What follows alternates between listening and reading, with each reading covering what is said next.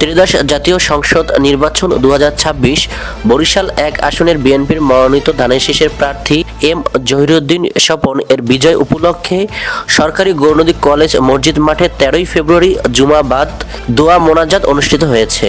প্রধান অতিথি হিসেবে দোয়া ও মোনাজাতে অংশগ্রহণ করেছেন নবনির্বাচিত সংসদ সদস্য এম জহিরুদ্দিন স্বপন।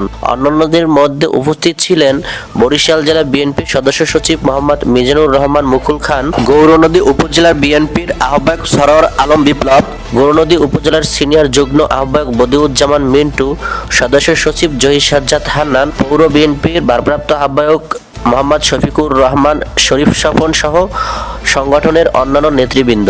গৌরনদী প্রেস ক্লাবের সভাপতি জহুরুল ইসলাম জহির। বরিশাল 1 আসনে 5 জন প্রার্থী নির্বাচনে অংশগ্রহণ করেন। 1,552,000 ভোট ধানের শীষ, দাঁড়িপাল্লা 46,263 ভোট, স্বতন্ত্র ফুটবল 44,188 ভোট, হাত পাখা 6,846 ভোট, বাইসাইকেল 1,736 ভোট পেয়েছেন।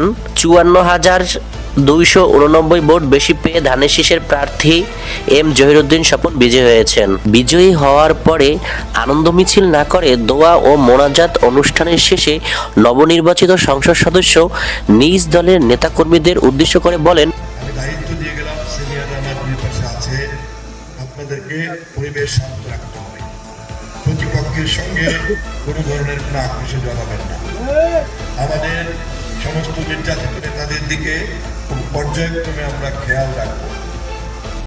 সবাই আপনার সত্তায় ধর্মে হাত ধরেছি। আল্লাহ উদ্দেশ্য আপনি জানেন, সারা দেশে আপনি গতকাল নির্বাচনে বাংলাদেশ জাতীয়বাদী দলকে ধানের শীষকে নিরঙ্কুশ জয় দান করেছেন। এই জন্য সারা দেশে আপনার মিছিল মিটিং না আনন্দ না করে আপনার দরবারে শুকরিয়ার জন্য আমরা একত্রিত হই। আল্লাহ আপনি আমাদেরকে কবুল করেন, আল্লাহ আপনি আমাদের মাজমাকে কবুল করেন, আমাদেরকে কবুল করেন। 17 বছর পরে নির্যাতন নিপীড়িত হয়ে অনেক নেতাকর্মী আমাদের এখান থেকে বিদায় নিয়েছেন, অনেকে আহত হয়েছে, নিহত হয়েছেন, গুম হয়েছেন। আল্লাহ এই এলাকার বেশি বেশি নির্যাতন করেছেন, আল্লাহ তার প্রতিফল আজকে আপনাদের দিয়েছেন। এই জন্য আমরা সবাই আপনার পক্ষ থেকে শুকরিয়া আদায় করি। আল্লাহ আপনি আমাদের শুকরিয়াকে কবুল করেন।